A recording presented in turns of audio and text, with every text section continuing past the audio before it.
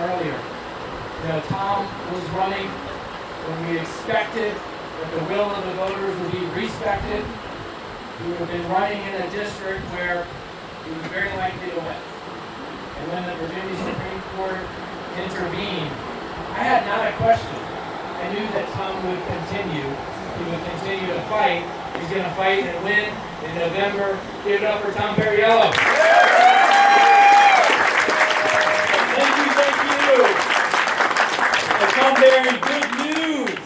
In a district that Donald Trump won by 12 points, we have already pulled ahead in Virginia's 5th district.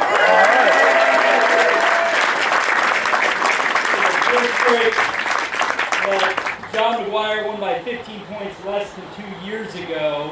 When they read my bio and his bio, we are ahead. And when they learn about his vote against rural health care, we go ahead by 10 points. And that's why we're on the red and blue list now. Before I say more about the race, I do want to thank James.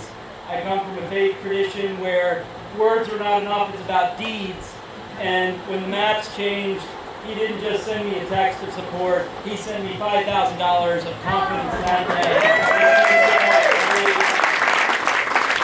And he is truly been a team player. And I believe that does come from genuinely believing that our compassion for those who are struggling does not end at some artificial district line. We have to care about everyone in Virginia and in this country.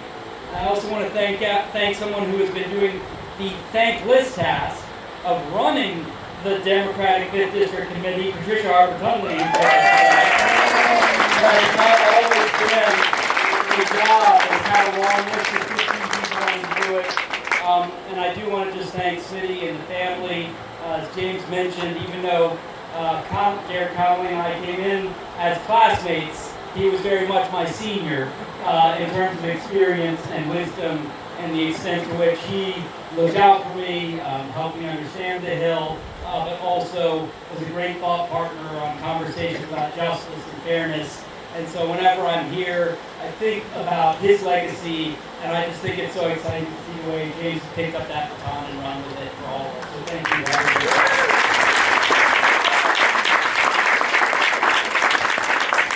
I started with the good news, but let me be very, very serious about the bad news. In my district of 24 counties, there are now 11 counties that do not have a single OBGYN lab. We've had 2 of our hospitals in Farmville and South Boston close their labor and delivery units. We are facing a health crisis, and it is our rural communities, white and black and brown, who are being asked to carry that burden. The pain is incredibly real. And we are about to go off this cliff in January that our rural communities and small towns will never recover from. So I want to be clear, I'm not just running to get us to a majority. We need to have a majority that is ready to say on January 4th, whatever we swear, in January, that we are not going over that Medicaid cliff. We are going to use every tool we have in Congress to save our rural communities and the families that are struggling.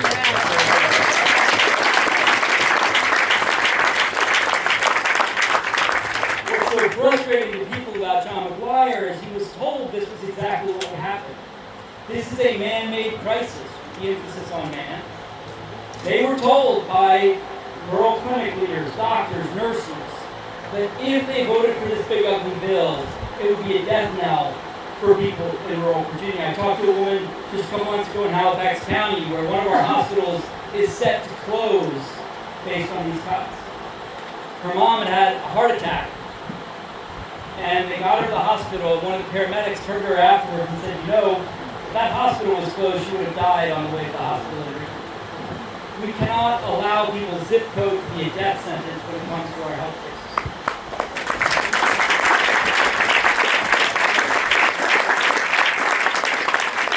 I wake up many mornings in Charlottesville and make the drive down to Danville, where the life expectancy is 13 years shorter than it is in Charlottesville.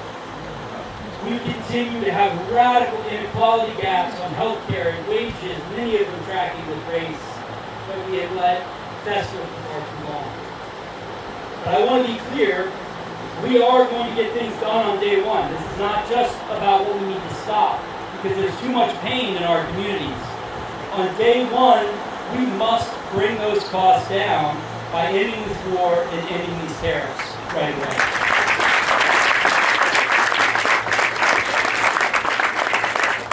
As Elaine mentioned, for a family making 40 or 50K in our district, this war alone has taken $1,100 out of people's pockets. That's just diesel, fertilizer, gas. That's not counting $100 billion on the war itself. The tariffs have cost people about $2,500 already this year. And for what? For them to blow a $4.5 trillion hole in the deficit to give Elon Musk a tax cut he'll never even notice.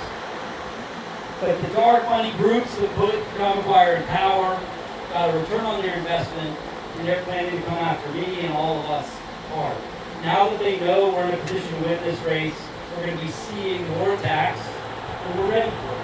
Because we're building a grassroots campaign across 24 counties, and it's a beautiful, beautiful thing.